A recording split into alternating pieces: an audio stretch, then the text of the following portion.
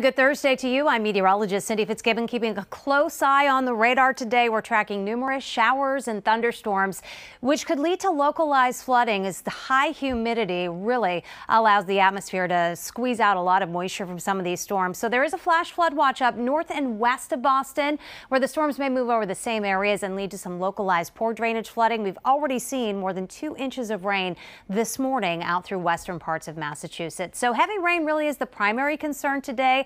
However, some of these thunderstorms could contain damaging winds and lightning, and the risk is low but not zero today that there could even be a brief spin up or tornado. What we're watching is a warm frontal boundary, and the areas most susceptible, it appears, for that possibility of some of those damaging winds is out through central western Massachusetts and on into Connecticut. As this warm front lifts northward this morning, it could allow some of these storms to start rotating. This front really is just the leading edge of even soupier air than we are in now. Dew points are in the upper 60s now, but on the other side of that front, they are at or above 70 degrees. So the humidity will be climbing into that oppressive range as we go into the midday and afternoon hours. You're really going to notice the humidity out there today, and that's going to fuel these storms. So they're moving into the Boston area here at mid-morning, and they're going to be most numerous through about lunchtime today. Once we get past lunchtime, we may dry out for a time with just a lot of cloud cover, but then we'll watch the cold front press on in, and by 4 o'clock this afternoon,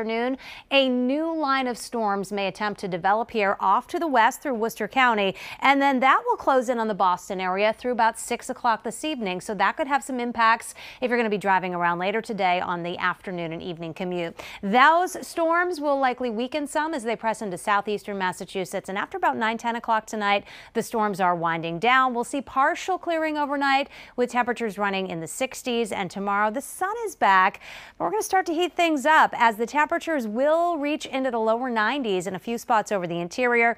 Light winds will promote a sea breeze with temperatures in the lower 80s on the Cape, but Boston may sneak into the upper 80s before that sea breeze begins. Now, the heat is going to build this weekend, but so is the humidity. So Saturday we're in the lower 90s. By Sunday, temperatures a couple of degrees hotter, but look what happens on Sunday when you factor in higher humidity. How it feels, or that heat index, may exceed 100 degrees for several hours over the interior.